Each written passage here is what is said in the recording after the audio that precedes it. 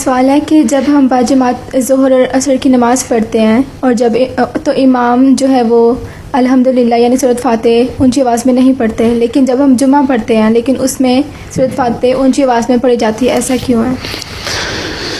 پہلی بات تو یہ ہے کہ جس طرح ہمیں اللہ تعالیٰ نے سکھایا ہم پڑھتے ہیں، اور اللہ تعالیٰ نے کس طرح سکھایا، حضرت صلی اللہ علیہ وسلم کے ذریعے سے سکھایا، جس طرح آپ نے عمل کر کے دکھایا ہم پڑھتے ہیں. ٹھیک ہے.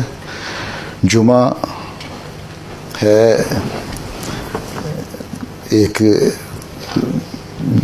اور جمعہ میں پھر یہ بھی سوال تمہارا ہونا چاہیے کہ ہم زور کی اصل میں نماز میں فرض 4 رکعت پڑھتے ہیں، جمعہ پہ 2 کیوں پڑھتے ہیں؟ ٹھیک ہے.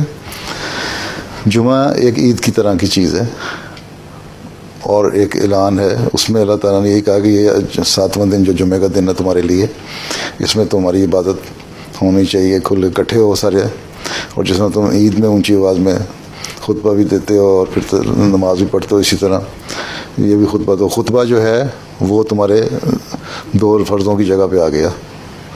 اس لیے حدیث میں یہ بھی آیا کہ خطبہ جب ہو رہا کر دے رہا ہوتا ہے امام تو باتیں نہ کرو، کیونکہ وہ بھی نماز کا حصہ ہے. ٹھیک. تو وہ ایک جمعے کی جو کیفیت ہے وہ عید کی حالت ہے، اور ایک نصیحت کرنے والا دن ہے، اس میں خطبہ ہے اور ساتھ ہی اونچی آواز میں تلاوت ہے بالجہر.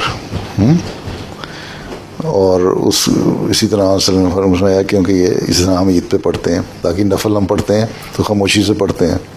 ٹھیک ہے. لیکن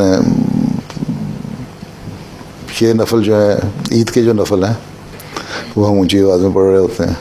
ٹھیک ہے.